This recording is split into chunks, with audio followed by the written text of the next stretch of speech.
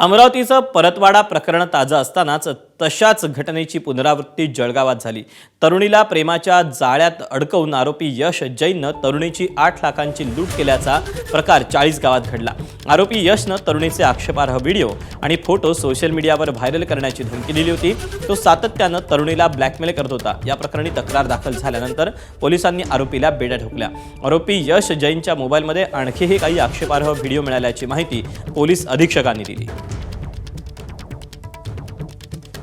आरोपीने पीडितेचे काही videos viral केले आणि तिला धमकी दिलेली आहे आणि त्यांचे काही प्रायव्हेट ॲक्ट त्याच्यामध्ये देखील त्यांनी शूट केलेले आहेत आणि असं सांगून त्यांनी जवळजवळ 8 लाखाचं पीडितेकडनं आत्तापर्यंत ब्लॅकमेल करून अशी वसुली केलेली आहे। तर त्याच्यामध्ये आरोपीला आपण अटक केलेली आहे। त्याच्याकडे जेवढे मोबाईल वगैरे होते ते देखील आपण जप्त केलेले आहे। सर, त्या मोबाईलमध्ये काही इतर मुलींचेही आक्षेपार्ह व्हिडिओ, फोटो असल्याची देखील माहिती समोर आली. काय करतात? तपास चालू आहे। असे काही व्हिडिओज आम्हाला त्याच्यामध्ये प्राप्त होत आहेत, पण तपासाअंती आपल्याला निष्कर्ष काढता येईल। एबीपी माझा, उघडा डोळे बघा नीट।